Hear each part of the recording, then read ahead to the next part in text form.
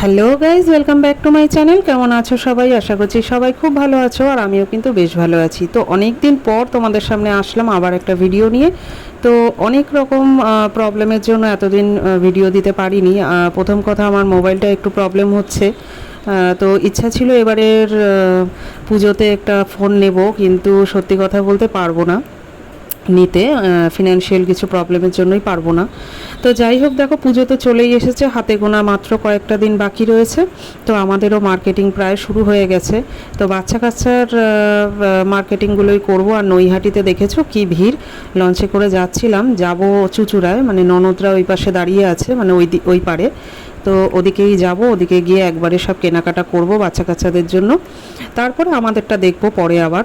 আর যতবারই এই লঞ্চে করে যাই, এই দৃশ্যটা দেখতে না আমার খুব ভালো লাগে। দেখো জল আর আকাশ মনে হয় যেন পুরো এক হয়ে গেছে।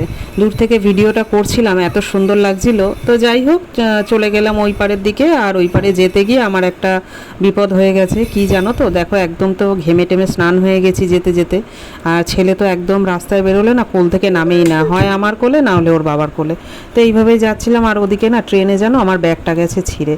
এই যে এই পারে এসে এখন ব্যাগটা আগে সেলাই করে নিচ্ছিলাম। এই কাকু দেখলাম বসা রয়েছে, তো সেলাই করে নিই, কারণ এরপরে আবার কখন পাবো জানি না, সেলাই কোথা দিয়ে করাবো জানি না আমি, এদিকে কোথায় কি পাওয়া যায়।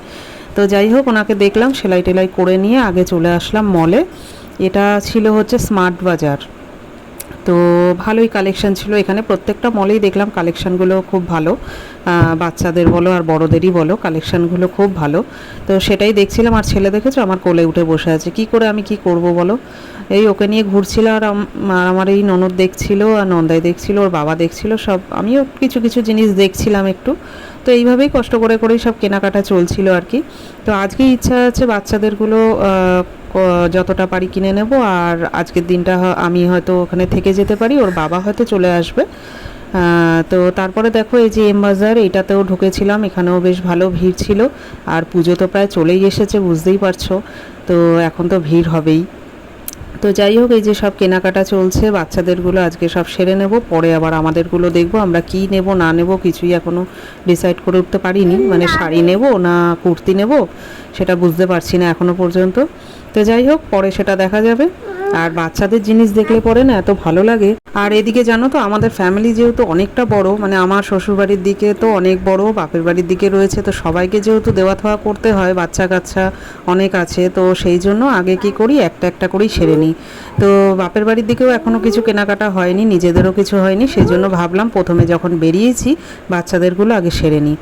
তো যাই হোক, মোটামুটি তো কেনাকাটা হয়ে গেছে। তো চলো তোমাদেরকে একটু দেখাই যে আজকে একটু কি কিনতে পেরেছি, সেগুলো তোমাদেরকে একটু দেখিয়ে দিই।